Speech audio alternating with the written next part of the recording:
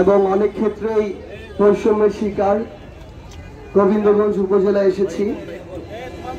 আমরা প্রথমেই আপনাদের কাছে কিছু বিষয় জানতে চাই, কারণ আমরা এখানে এসেছি আপনাদের সাথে মত বিনিময় করতে, আপনাদের কথা জানতে শুনতে এবং পুরো বাংলাদেশকে আপনাদের দাবিগুলো জানাতে। এই যে আপনাদের সামনে এই যে একটা বিভাগীয় সংযোগ সড়ক রাস্তা, এটা আসলে 2 লেন থেকে 4 লেন হচ্ছে কত বছর ধরে? 10 বছর হবে। মানে এই যে রাস্তার কাজ চলছে, শুরু হয়েছে, কতদিন হবে এটা? 8 বছর, 8 থেকে 10 বছর না?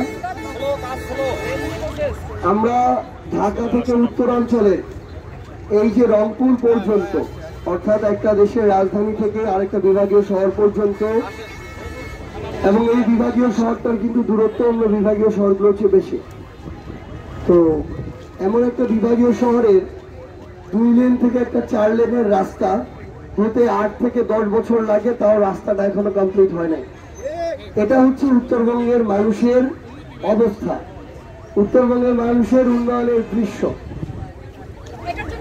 আমাদের স্থানীয় এবং জাতীয় যারা এর আগে বড় বড় রাজনীতিবিদ ছিল, বিভিন্ন বড় বড় দলের বড় বড় মার্কার বড় বড় পদধারী নেতা, এই এক একজন নেতা তারা আমরা দেখেছি যে যতটা না এলাকার উন্নয়ন তাদের জায়গা থেকে তাদের করতে হবে এইদিকে মনোযোগ ছিল, তার চেয়ে বেশি মনোযোগ ছিল কিভাবে নিজেদের মধ্যে কামড়া কামড়ি করে নিজের আখের গুছানো যায়। দ্বিতীয়ত তাদের প্রায়োরিটি ছিল কিভাবে কামড়া কামড়ি করে নিজে ক্রেডিট নেওয়া যায়।